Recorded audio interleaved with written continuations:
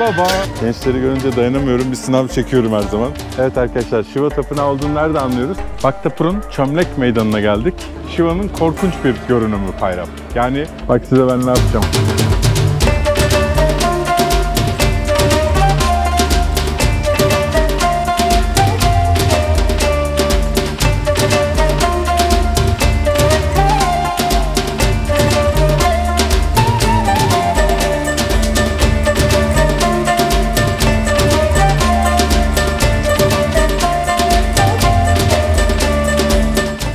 Arkadaşlar Bhaktapur 3 tane meydan var. Bu 3 meydana girmek için şimdi 1800 rupi ödeyeceğiz. 15 dolar. Eğer ki tekrar gelecekseniz benim gibi, tekrar gelecekseniz kesinlikle damgalatın. Bir hafta sonra geleceğiz deyin. Hatta bir ay sonra için bile özel pasaportunuzu verdiğiniz zaman yazabiliyorlar. Burada Bhaktapur'un özel yoğurtunu yiyorlar. Bu yoğurttan hello biz de tadacağız. Çünkü özel güzel bir yoğurt bu. Hadi bakalım başlıyoruz. Arkadaşlar Bhaktapur'dan herkese selamlar. Hello Türkiye. You have to say. Turkey. Türkiye. Türkiye. Turkey, yes. Hello. Hello Türkiye. Everybody, 1, 2, 3. Hello Türkiye.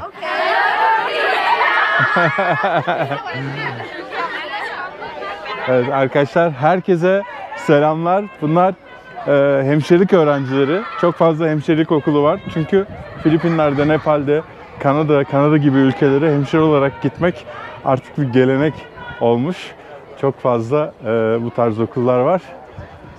Neredeyiz? Bhaktapur'dayız. Bhaktapur, Nepal'in başkenti Katmandu'ya 1 saat uzaklıkta bir şehir. Eski bir krallık aslında. Nepal'deki birçok krallıktan oluşuyordu eskiden. İtalya gibi düşünün ya da Osmanlı'nın kuruluşundan önceki, Selçuklu'nun yıkılışından sonraki Anadolu gibi düşünün. İşte Karamanoğulları Beyliği, Menteşeoğulları Beyliği vesaire vesaire. Burada da küçük küçük krallıklar vardı. Bhaktapur Krallığı da, prensliği diyelim çünkü küçük bir bölge. Prensliği belki daha doğru olur. Bunlardan bir tanesi. Çok özel, çok iyi korunmuş bir bölge. Bhaktapur'da bu 50 üzerindeki küçük krallıktan bir tanesi. Hello girls. Harika, müthiş bir meydan var. Durbar Meydanı deniyor bunlara. Durbar, saray demek. Saray meydanı. Her meydan saraya çıkıyor demek ki. Onun için Durbar diyorlar. Durbar Meydanı deniyor. Durbar da saray demek. Ve bu meydan bir saraya bakıyor. O saray nerede? İşte bu çok pencereli saray. 55 pencereli saray deniyormuş buraya. Müthiş ahşap işlemeler var. Öyle sarayların yanında küçük stupa tarzı yerler de var. Burada yaşlılar oturuyor, takılıyor. Namaste. Namaste. Müthiş müthiş, şu pencerelerin güzelliğine bakın. Çok güzel ya. Evet, bu meydan, birçok Durbar Square var zaten, saray meydanı. Hepsini göreceksiniz buraya gelirseniz.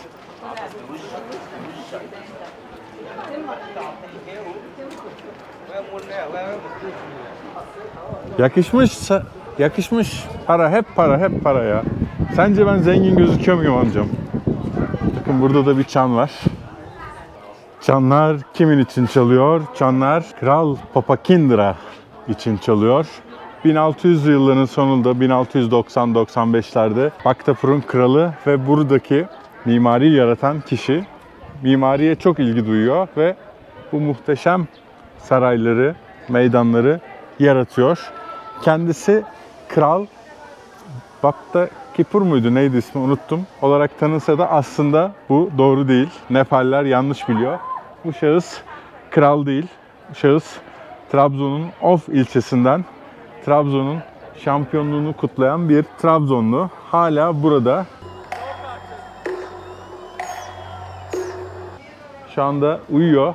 Akşam kutlamaya devam edecek. Ne kadar kötü espriler ya. Allah'ım ya Resulallah. Amcaya para verdik çay için. Yine başkasından da aldı. Amca yemin ediyorum çay içeceğim dedi, verdim. Başkası da verdi. Of. Çok güzel ya. Ya bayılıyorum bu kadınların elbiselerine. Nepallilerin dış görünümü o kadar enteresan ki Çinli gibi görünen var, Tibetli gibi görünen var, Hintli gibi görünen var. Karışmış olan insanlar var. Sarışın var. Böyle sarışın Nepalliler bile gördüm. Çok acayip yani. Dünyanın en böyle karışık ülkesi olarak Brezilya, Türkiye vardı ama Nepal üst sıraya çıktı, benim üst sırama çıktı bu konuda. Gerçekten yani tam böyle Çin ve Hindistan arasında, Tibet, Hindistan arasında. Batı tarafı, işte doğu tarafı Bangladeş'e bakıyor. Batı tarafı işte Hindistan, Pakistan o taraflara doğru kayıyor. Oradan da gelen bazı sarışın, işte Afganistan'da falan oluyor ya. İlginç tiplemeler var. Çok hoş bir şey bu. Farklı görünümlü insanların olması. Ve bunlar karışmış. Yine değişik bir millet ortaya çıkmış. Bakın abi, müthiş yani, müthiş. Müthiş, tertemiz. Çok da güzel bakılmış ya. 400-500 yıllık binalar, bazıları daha eski. Bu gördüğünüz küçük şirin heykeller diyorum. Heykellerle yapılmış tapınak Shiva'nın karısı olan Parvati'ye adanmış.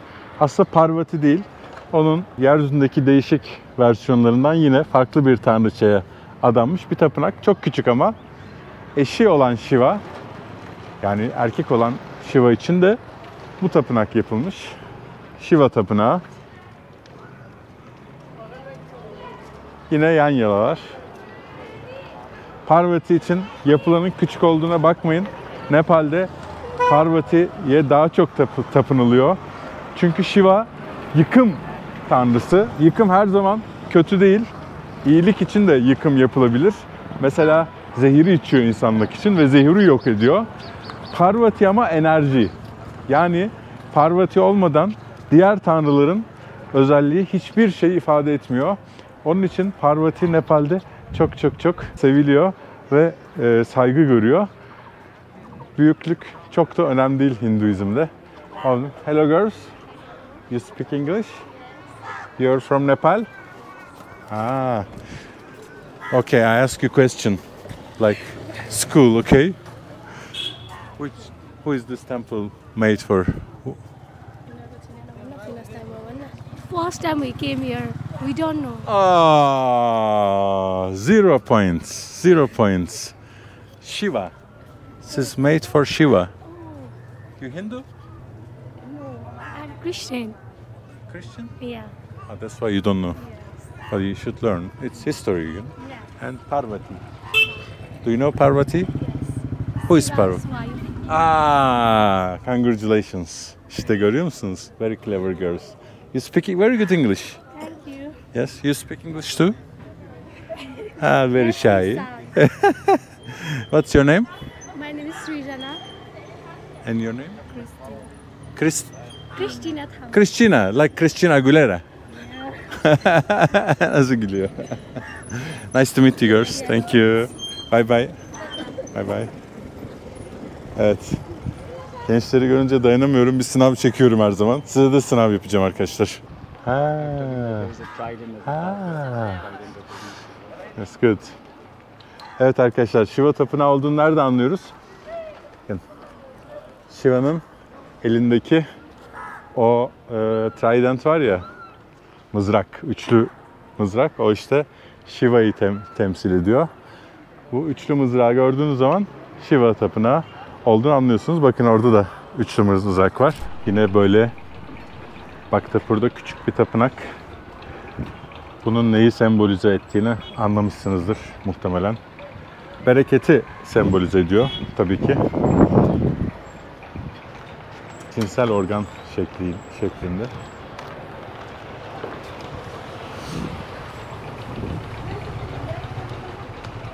Burada yine Budist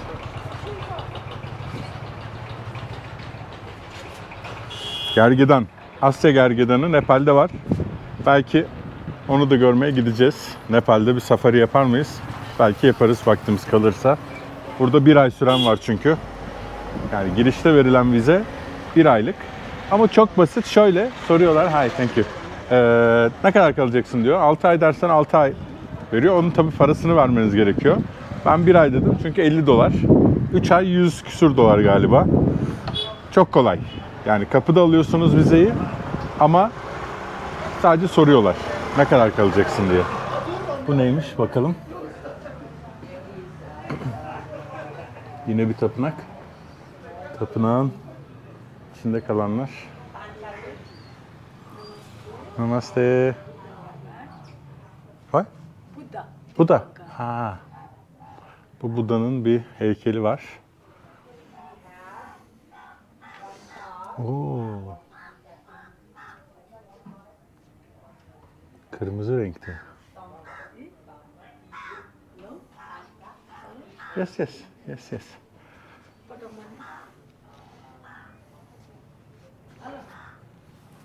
Okey, okey.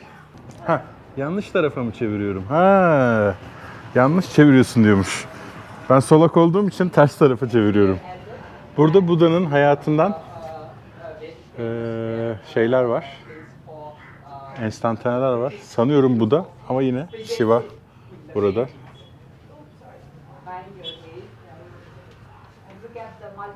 Evet, Buda'nın ölümü,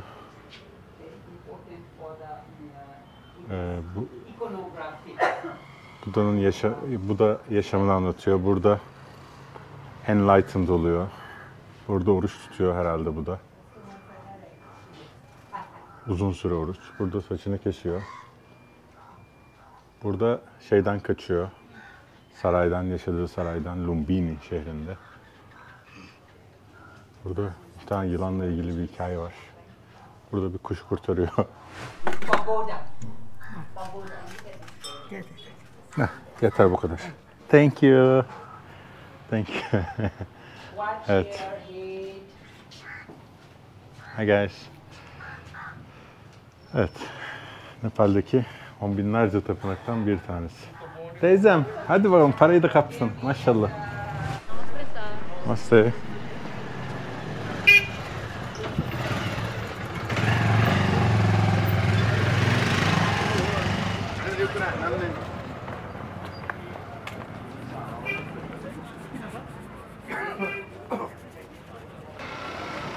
Bakın bu Gurkhalar buranın savaşçı sınıfı.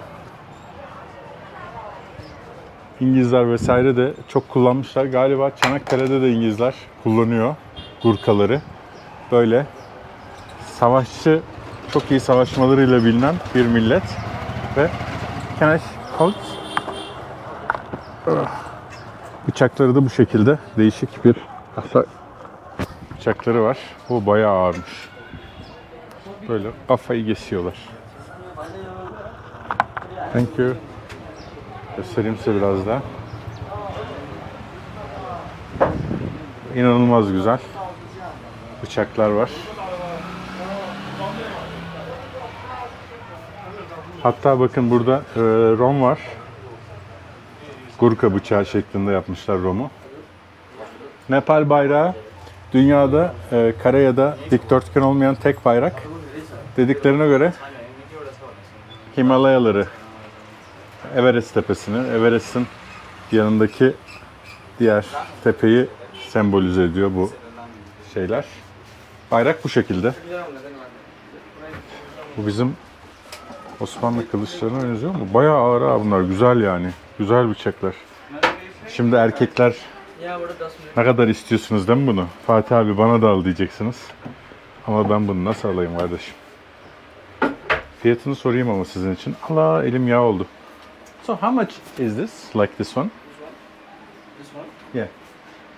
This one's the antique one kukri, so this is a little bit expensive. And, Yeah. and the price of this kukri is $245 US. Okay. And the same like 245 dolarmış bu. and this one is only $185. 185. So they range around these prices.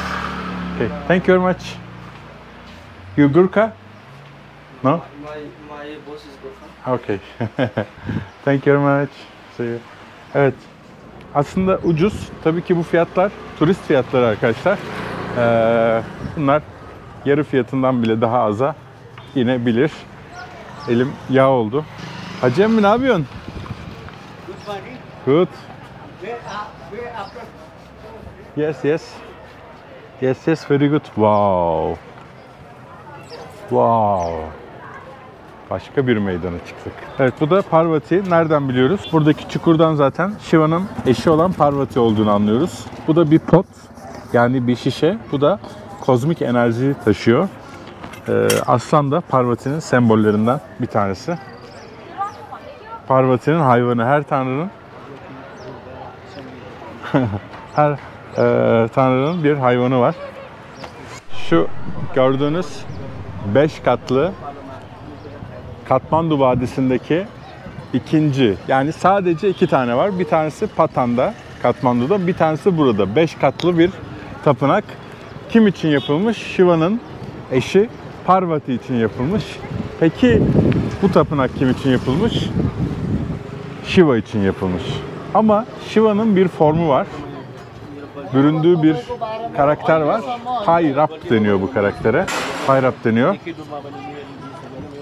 Pairap buradaki bir festival sırasında, bu arada korkunç bir, Shiva'nın korkunç bir görünümü Pairap. Yani nasıl anlatayım size? Yani iğrenç bir karakteri mi diyeyim, çok olmadı ama bir tanrı için. Evet, kötülükler yapan bir formu Shiva'nın. Var ya, bu yok edici tanrıydı Shiva. Pairap geliyor. Burada bir festival sırasında Shiva Pairap görünümüyle buraya geliyor. Pairap versiyonuyla, formuyla buraya geliyor. Bir tantrik rahibi Shiva'yı tanıyor Pairap haliyle ve tanındığını anlayınca kaçmaya başlıyor Pairap. Yavaş yavaş yeryüzüne çöküyor. Kaybolmaya başlarken tantrik rahip kafasını kesiveriyor. Çünkü kötü bir versiyonu Shiva'nın. O kafa işte bu tapınakta olduğu düşünülüyor. Pairap'ın, Shiva'nın versiyonunun. Onun karşısına da onu enerjisiyle dengeleyen diyelim, karısı olan Parvati yapıyorlar. Bu iki tapınakta tantrik, Hinduizm ve Budizm'deki tantrizm kolunun versiyonları. Pairap, Shiva'nın bir formu ve Parvati, Shiva'nın eşi olan Parvati. Dünyada kozmos, enerjiyi yöneten tanrıça ve yok ediş tanrısı Shiva. No, gel. Bu ne? What's this? This is Bucha. Bıçağı. You want to do Tengleng? Yeah. Give me. Yeah, you can. Nah. Ne oğlum? Take it. So these are singers or what? They are a part of the musician. What? Musician. They are a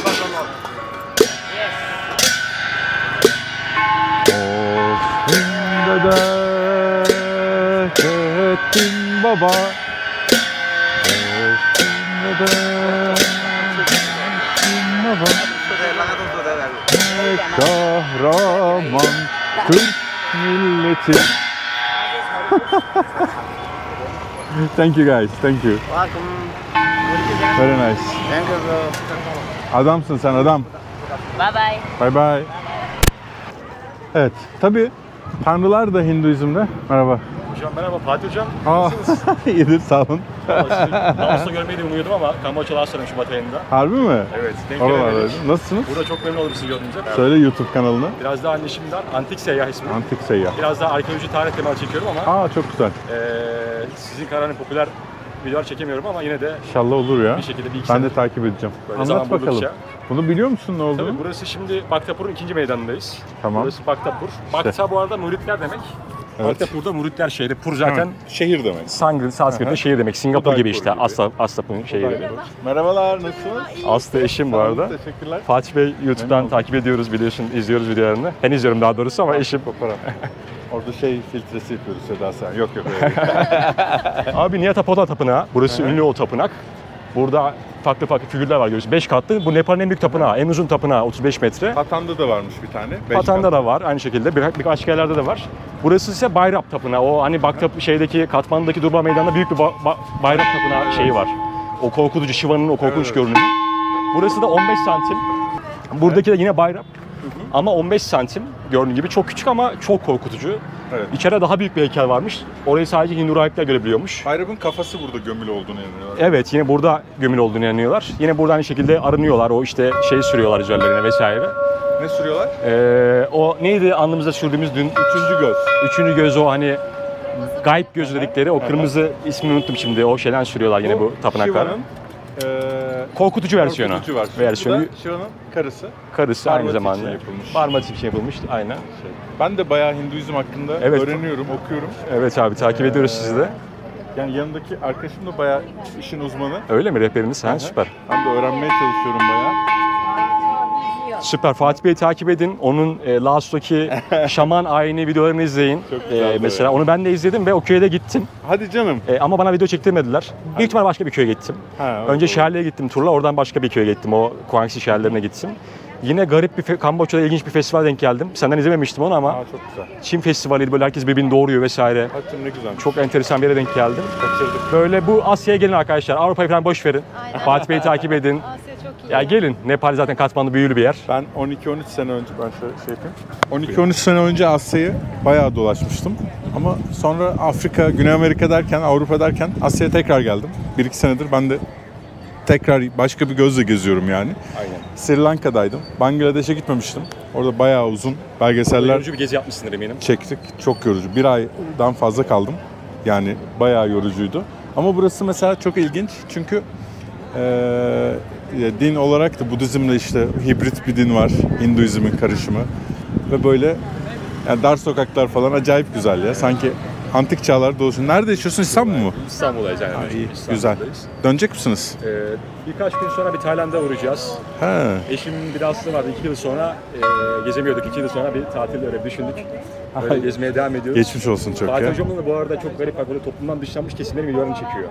İşte Bangladeş'teki translar, işte o şeylerin ne boylarda abi onlar Tayland'daki. Lady boylar. Onları buluyor böyle dış mahallelerin YouTuber, öyle diğer tatlı su YouTuber'lar gibi değil. Ya diğer bir de YouTuber'lar gibi değil. şöyle yapmaya çalışıyorum. Yani hocam şeyleri var. Şimdi dünyada mesela atıyorum yani bir sürü içerik var o hicralarla ilgili. Evet. Yani işte adam şey yapıyor. Trafikte onlar dileniyorlar. Onu görüyor, başlığa koyuyor. Diyor ki hicralar diyor. İşte Bangladeş'in işte hicraları diye başlık atıyor. Kapağa da hicrayı yapıştırıyor. İçerik hiçbir şey yok. İçerikte 15 saniye hicralar var.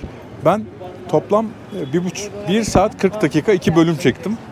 Bayağı içlerine girip uzun uzun röportajlar yaptım ki yani nedir ne değildir onları anlamaya çalışıyorum ve yani tabii ki mesela o hicralarla bir şeyler çekmek bile yani 2 haftamı aldı. Onları bulmak, içlerine girmek, ikna etmek, konuşmaya hem pahalı oluyor hem de tabii ki yani tehlikeli, yorucu oluyor vesaire oluyor.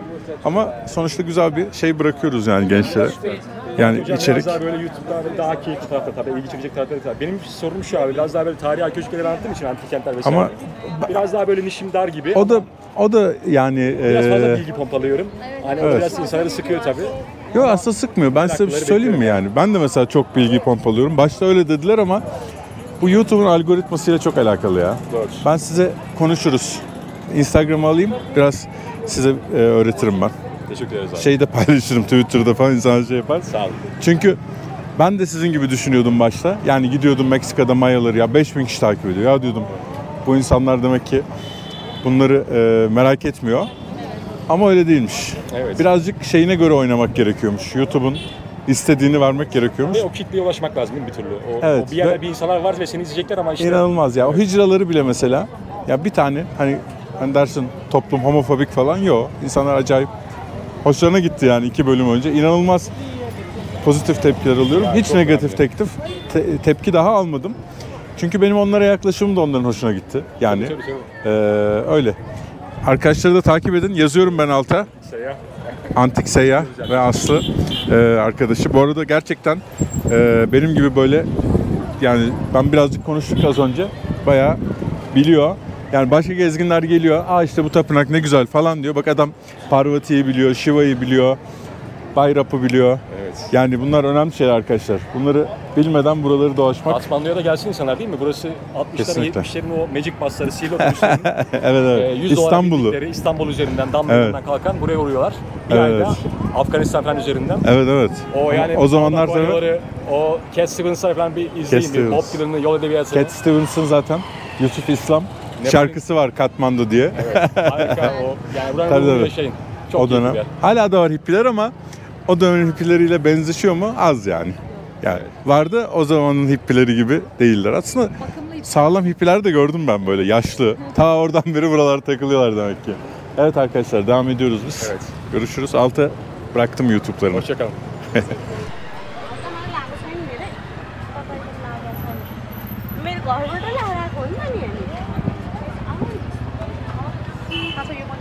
तपाईँहरूलाई सोध्नु खोज्दै चाहिँ केही प्रार्थना गर्दै हुनुहुन्छ How are you? के माग्दै हुनुहुन्छ भगवान्सँग They are not asking for anything, they are just putting Yes. Oradaki boyaları alıp kafasına sürüyor. Üçüncü gözü açıyor. So this is Bhairap. Bhairap. Bhairap. Bhairap. Bhairap.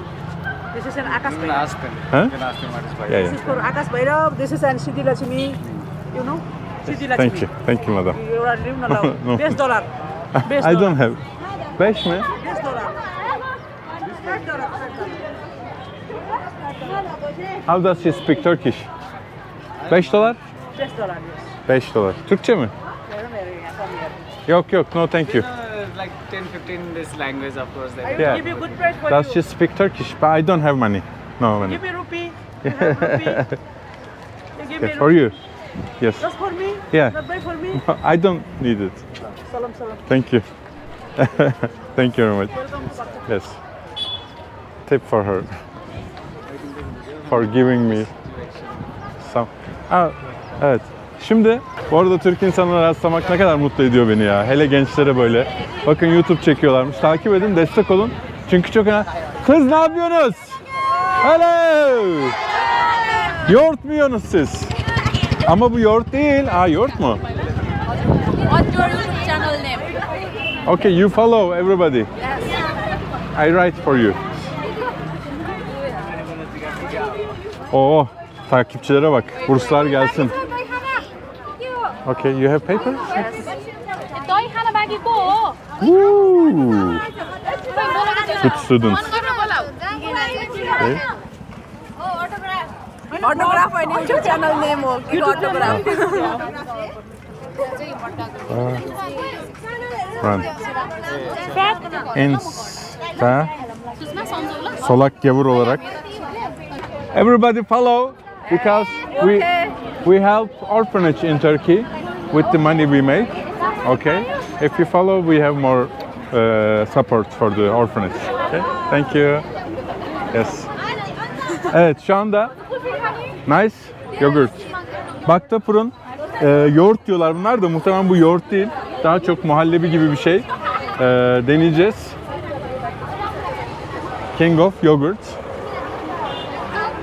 Yoğurt. Bir Nepalliler araklamamıştı yoğurdumuzu. Oo soğuk, güzel. Cold, nice.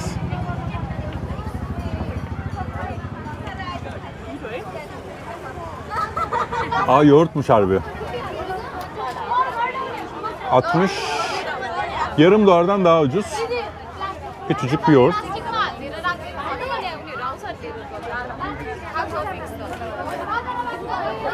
Bu bizim şekerli ev yoğurduna benziyor ama çok az şeker var. Thank you. This is for you. Thank you very much. Bye bye. Küçük bir bakkalda satılıyor burada. Bye bye girls. Bye. Bye bye. Kızlarla beraber geziyoruz. Kankaştalarım. Evet. Şimdi Shiva'nın kötü versiyonu dedik. Aslında kötü değil. Shiva kötü bir tanrı değil. Parvati de kötü tanrı değil. Bunların değişik formları var, değişik şekilleri var. Tanrılar da Hinduizm'de insanlar gibi hem kötü hem iyi olabiliyor. İşte bu bahsettiğimiz kötü versiyonu. Ama Shiva kötü bir tanrı değil. iyi formları, şekilleri, kötü şekilleri de var. Bayrap kötü şekli diyebiliriz.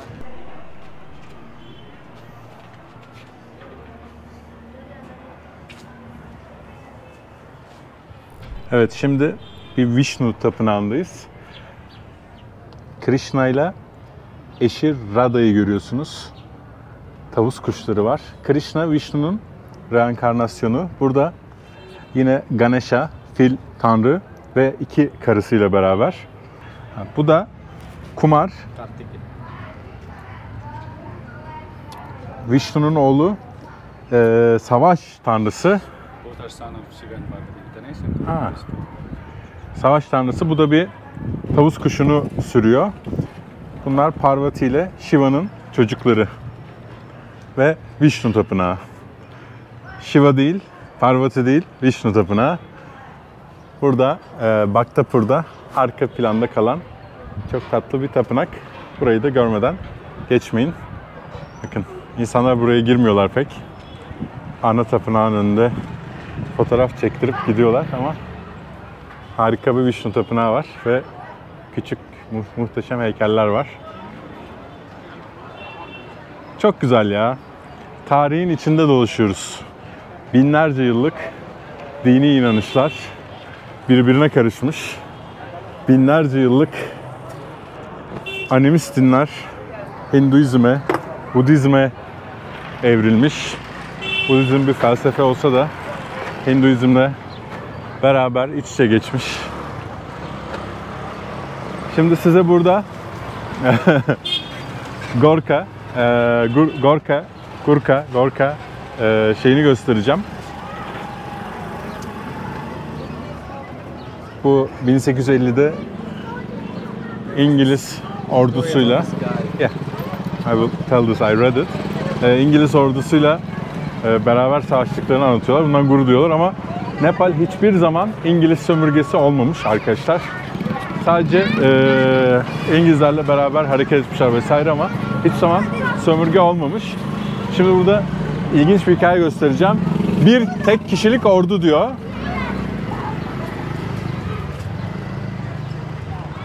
İsmi Sergeant Viprasat Pun. 400 mermi, 17 tane el bombası, bir tane landmine, Türkçesi neydi ya? Ayağa basıyorsun patlıyor ya işte. Ondan 30 kişilik Taliban güçlerini tek başına yendi diyor.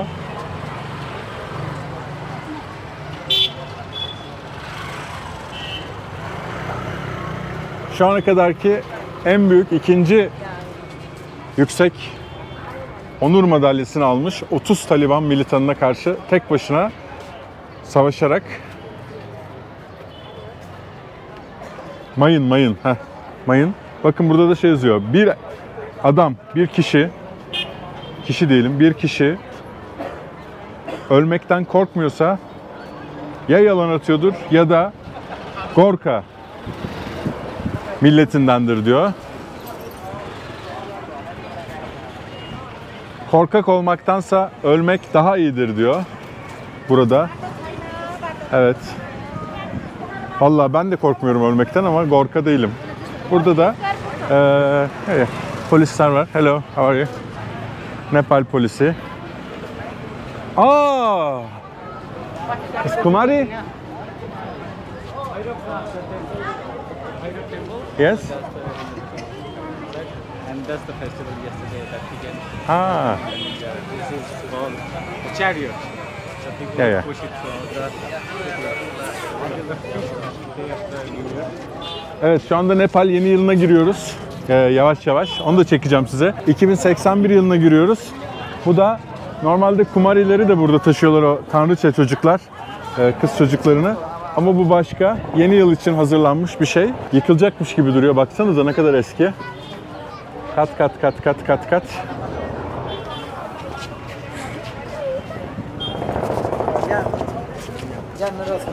Ay, harika. Amcalar da işsiz güçsüz izliyorlar. Merhaba. Öyle izliyorlar. Geçiş yasakmış. Vallahi O bayağı düşecek, parçalanacak gibi geliyor. Bu arada çok daha uzunları olabiliyormuş. Oo! Abiler, ne yapıyorsunuz ya? Oğlum oturmayın, kırılacak zaten, eski ya. Binmişsin üzerine. Nasılsın? Ve sana da çok yapayım. Magic. Very nice. Evet, burada yine Nepal el sanatları. Budizmin iki ölü kavga ediyor. Ölmüş karı koca hala kavga ediyorlar. Şşt, pazarlık edin ha. Ha? Çökün tepe. Kafalarına çökün. Aa, Birds of Nepal. Bizim Alper Tüydeş var. Onu alsam var ya, ne sevinir ya. Bu ne kadarmış ki?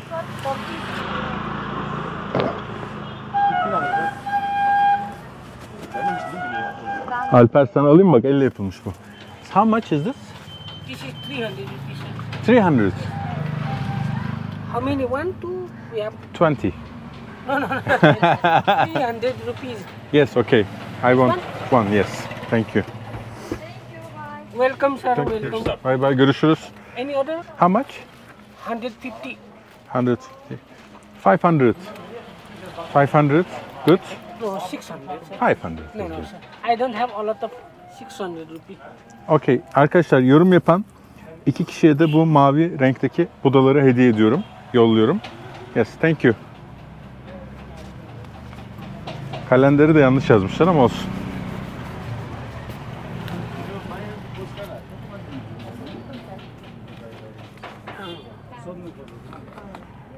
Hocam sen de bir...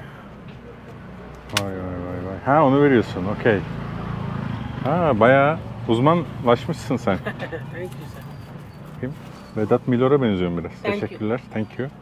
Üstünü de alalım.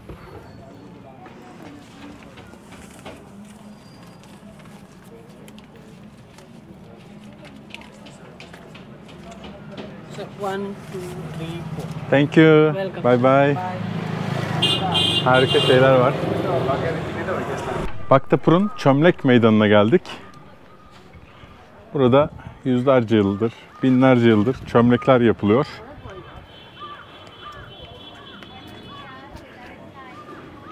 Kadınlar çömlek yapıyorlar. Evet. Pues no voy a ir, porque si estoy grabando a ti te molesta, ¿no? Pues a mí también. Beni neden rahatsız ediyorsun diyor. Ben şu anda çekim yapıyorum diyor. İspanyolcadan çevireyim. Evet. Bunlar bizim çok yabancı olduğumuz şeyler değil arkadaşlar. Çünkü zaten siz biliyorsunuz çömlekçiliği, ama yine de göstereyim. Burası bayağı turistler tarafından sevilen bir bölge. Çömlek yapımı. Yani benim öyle çok ilgimi çekmiyor. Kapadokya'da vesaire şehrinizde de bu çömlek yapımlarını görebilirsiniz. Zaten kullandıkları teknik de aynı. Bizim Türkiye'deki teknikler gibi aynı. Tabii şeyler farklı. Yani hava zaten sıcak ama yine de bakın burada çömlekleri pişiriyorlar. Binlerce yıllık taktik diyorum. Ya zaten bu iş Anadolu'dan çıktığı için, Mezopotamya'dan çıktığı için çömlek işi dediğim gibi çok enteresan değil. Hadi bakalım devam edelim. Bakın arkadaşlar, burada orman meyveleri var. Very nice. Burada da şey var, eski kaplarda satıyorlar çilek. Dağ çilekleri. Bunun ismi neydi ya? Bu böğürtlen, küçük bir böğürtlen de. Diğerinin ismini yazarsanız sevinirim. Unuttum, aklıma gelmiyor bir türlü ya. Yine küçük tapınaklar. Betal diye bir tanrı var. Bu Betal küçük çocuk kılığında geziyormuş buralarda. Onun bir tapınağı da var. Küçük. Ve bu tanrıya çok yaklaşırsanız, onu tanımak isterseniz kayboluyormuş. Yani böyle dengesiz bir tanrı olduğunu söylüyorlar Betel'in. Betel'e dikkat edin. Küçük tanrı. Kadınlara karşı da birazcık saldırgan olabiliyormuş. O kısmını çok anlatmayacağım artık YouTube'da. Yani biraz saçma. Kendileri de çok açıklayamıyorlar. Ama kadınlara karşı böyle hafif saldırgan tavırları olabiliyormuş Betel tanrısının. Minik, küçük Betel. Küçük Betel. Yani bir nevi şey gibi düşünebiliriz. Sezercik. Evet. Sezercik. Şuraya bakın ya. Eski evler, rengarenk giyinmiş kadınlar, elbiseler giymiş kadınlar. Muhteşem. Belki binlerce yıl önce de buraya gelseydik çok benzer görüntülerle karşılaşacaktık. Motosikletlerin yerine eşekler, atlar alacaktı. Kadınların kıyafetinde küçük değişimler olacaktı. Erkekler farklı tabii ki giyinmiş olacaktı. Daha çok rahipler, Tibet'ten gelmiş, Hindistan'dan gelmiş tacirler olacaktı. Ama bu binalar yine benzer şekilde, bu renkler yine benzer şekilde olacaktı. Harika. Bazen seyahat etmek, zamanda seyahat etmek gibi oluyor. O hissiyatı, o kokuyu alıyorsunuz, zamanın kokusunu. Evet, yine Bhaktapur'un sokaklarında dolaşan başka bir şeytani varlık var. Lachi. Evet. Lachiler, sokaklar tenhalaştığı zaman böyle etrafta dolaşıp yerleri süpürüyorlar. Çok çirkin suratları varmış Lachilerin. Lachiler süpürdükçe büyüyorlarmış. Süpürdükçe büyüyorlarmış o çirkin suratıyla. Eğer sizi görürse ve göz göze gelirseniz sizi kaçırıp etinizi yiyorlarmış. Burada et yiyen insan var zaten. Dikkat edin Lachilere. Yeri süpüren gördü mü kaçın.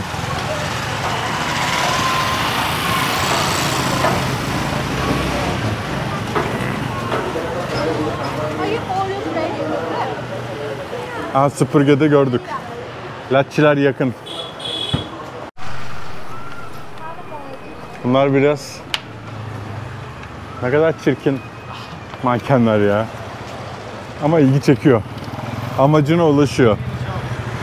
Evet, bu mesela yine Bhaktapur'un arka sokakları ama tuğla apartmanlar.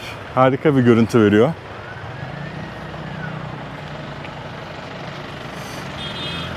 Biraz böyle, tabii ki Venedik'le alakası yok ama o dar sokaklar vesaire, Venedik'in iç bölgelerine girdiğiniz zaman o hissiyatı alıyorsunuz. Birazcık Venedik'in çok eski halleri belki.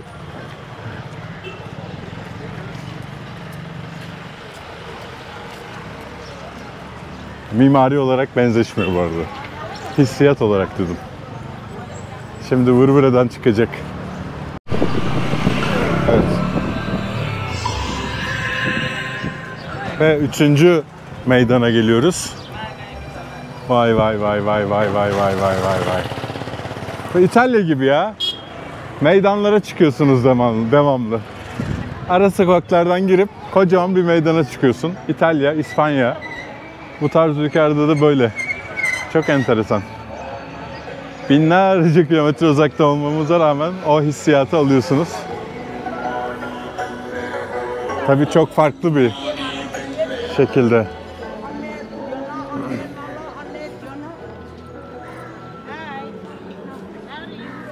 No, thank you. Omani.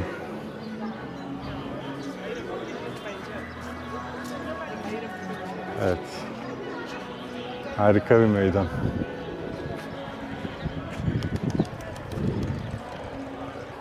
Yine dar sokaklara dalıyorsunuz. Oradan da başka bir meydan çıkacak. Bu da 3. meydan. Bu tapınak Vishnu'ya adanmış bir tapınak. Ve her Vishnu tapınağın karşısında böyle bir heykel var. Tapınağa bakıyor. Bu Garuda, bu mitolojik bir kuş. Vishnu'nun da kullandığı bir araç aslında. Yani bu kuşla uçuyor Vishnu. O kuş da ona saygısını gösteriyor ve bekliyor. Park etmiş gibi diyebiliriz. Bir kolonun üzerinde Garuda. Vishnu'nun mitolojik kuş-insan karışımı versiyonu. Bu da ziyaret edeceğimiz son meydanımız burası. Ve Vishnu Tapınağı. Bu çok ilginç. Bakın.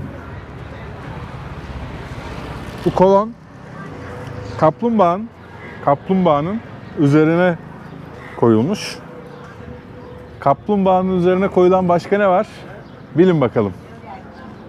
Söylüyorum. Orhun anıtları. Onlar da kaplumbağaların üzerine koyulmuş.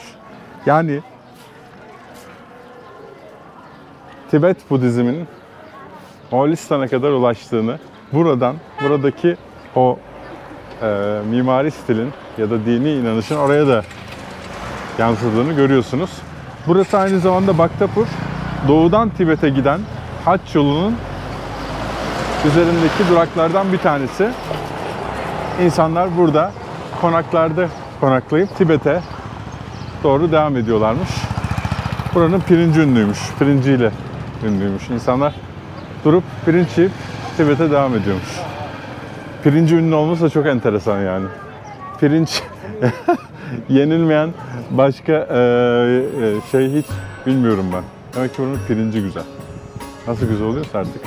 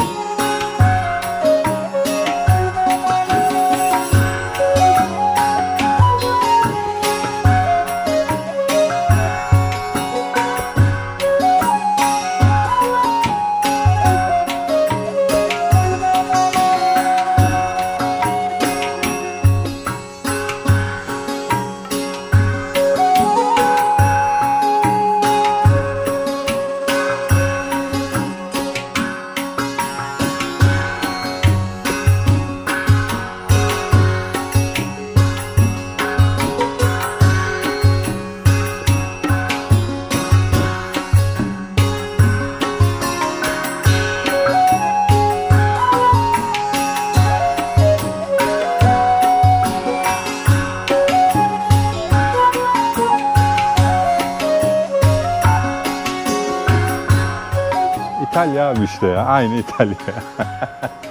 Gerçekten. Minicik meydanlar oluyor. Şeyler. Aynı. Vay şurada yüksek bölgeye çıkıyoruz. Hadi bakalım. Nepal'de sokaklar denizlere çıkmıyor. Nepal'de tüm sokaklar dağlara çıkıyor. Çünkü Nepal denize sınır olmayan kapalı bir ülke. Ama muhteşem dağları var. Dünyanın en yüksek dağları Nepal'de. Tabii ki sevimli teyzeler var. Bu sembol hiçbirinizin yabancılık çekmediği bir sembol. Bunu Nepal'de her yerde görebilirsiniz. Bu bir swastika sembolü.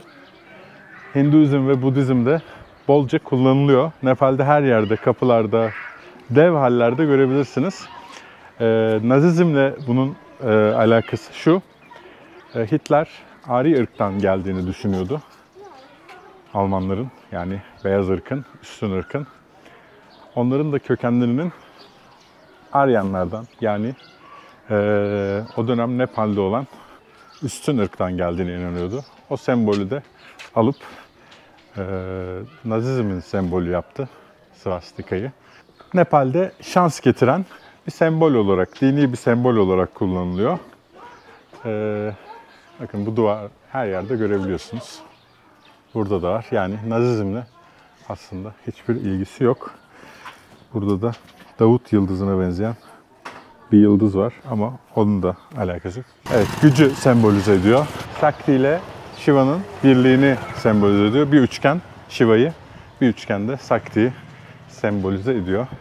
Yani buradaki Davut yıldızı Yahudilikle ya da swastika'nın da Nazizmle hiçbir uzaktan yakından alakası yok. Sadece Naziler kendilerini Aryan olarak düşündükleri için buradan geldiklerini varsayıyorlar. Zaten bu arada yani Hint-Avrupa, yani Avrupalıların kökeni gerçekten de bu Hint alt kıtasından geliyor, Hindistan vesaire. Hint-Avrupa dilleri, yani Avrupa dillerinin kökeni de Hindistan'dan geliyor. Tabii ki Nazizmin felsefesinin doğru olduğu anlamına gelmiyor bu. Sadece bir bilgi olarak geçiyorum. Bu Mahakal her iki dinde de kullanılıyor. Mahakal deniyor. Bu egoyu vesaire eziyor ayaklarının altında. Hinduizm'de de Budizm'de de var bu tanrı. Mahakal, maha büyük demek. Kal zaman ya da ölüm anlamına geliyor. Büyük ölüm ya da büyük zaman anlamına geliyor. Dediğim gibi egoyu ve diğer kötülükleri ayaklarının altında eziyor. Budistler de bu şekilde farklı bir şekilde tapınıyorlar buna. Daha felsefi bir şey yapıyorlar. How are you? Why does he has the eyes? Can you ask why this shape? Eyes. Like lashes, like or whatever. The black marking in the eye. Yeah. What's the meaning? The same that I wear, kind of. Yeah. Can you ask her? आँखामा किन गाजर लाउनुहुन्छ भनेर सोध्नुहुन्छ? It will make eyes beautiful, and it's actually supposed to protect your eyes also. Whatever Okay. the dirt that you have in Okay. your eyes, this eyeliner is homemade eyeliner is supposed to take. Can I take photo? Bak bakayım. Ha, okay. Bak bakayım.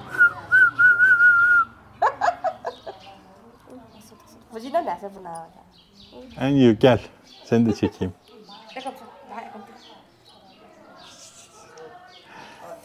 Thank you. Evet. Bu hem kötülük. Chocolate. I don't have. But I can give 100 so they can buy. For the kids. Chocolate. Thank you. Namaste. Bu çocuğu çekmek istedim özellikle. Sebebi de şu. Anadolu'da da bu gelenek var. Aslında İslam'da da var. İşte peygamber gözüne sürme çektiği için sürme çeken Arap çocuklarını da gördüm. Yani insanlar da, yani büyük insanlar da çekiyor gözlerine sürme. Anadolu'da da bir fotoğraf görmüştüm. Yine çocuğu böyle kötü ruhlardan, nazardan vesaire korusun. Gözlerinde sürme var. O fotoğrafı bulabilirsem koyacağım. Kültürlerin nasıl iç içe geçtiğini görmüş olacaksınız dünyada. Nasıl benzer şeyleri düşündüklerini. Ben size birazcık turistik yerlerden çok arka sokakları gezdirmeyi seviyorum. Turistik yerlerde de o dini kültürü vesaire anlatmaya çalışıyorum. Bakın burada teyzeler bizim köydeki teyzeler gibi yün eğiriyorlar, örüyorlar. Kazak örüyor. Kış geliyor. Nepal'de 5 mevsim var arkadaşlar. Bangladeş'te 6 mevsim var.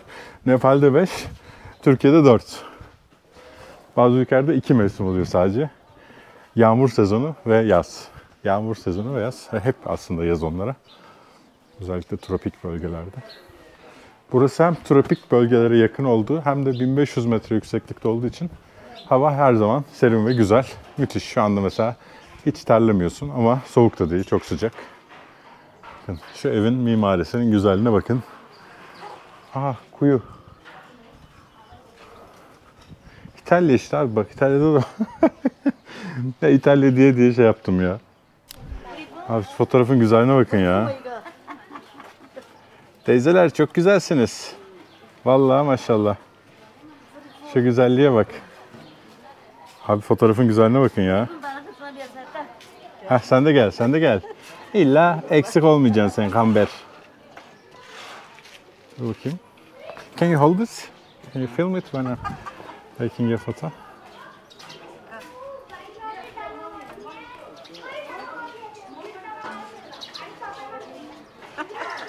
Okay. And down, yes.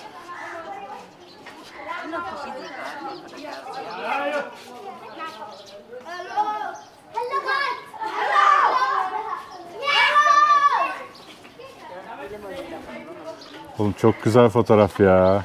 Delireceğim.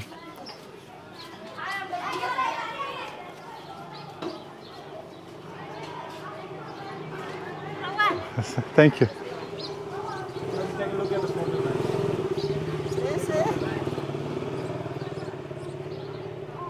You film me, film me. Aşağı.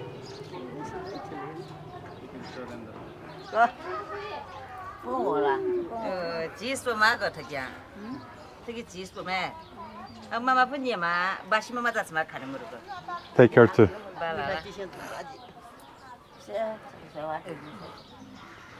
Çok meraklı.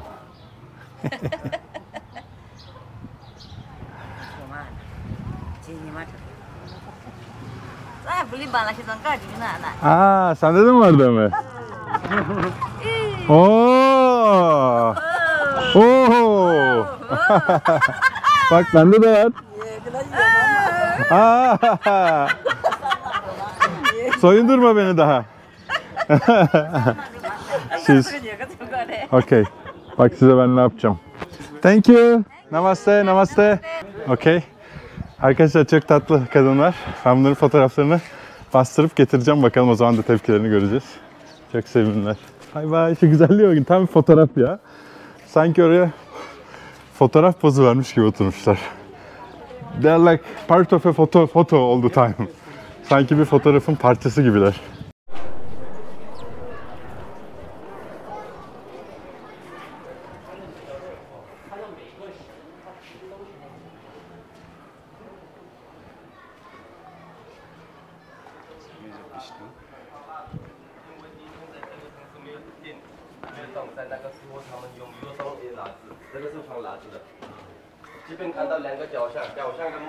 Çok güzel. Evet arkadaşlar, Bhaktapur şehrine, eski küçük Bhaktapur krallığına veda ediyoruz. Bugünlük bu kadar.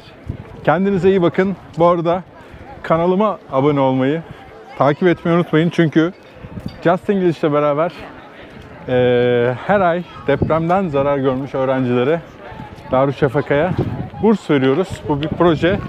Just English'e de İngilizce öğrenmek için Amerika ve Türkiye'deki birçok okuluna kayıt olabilirsiniz. Çünkü çok güzel insanlar. Benim bu projemde yardımcı oluyorlar. Beraber yapıyoruz bu projeyi. Ve her ay yükseliyor. Çok güzel rakamlara ulaşacağız.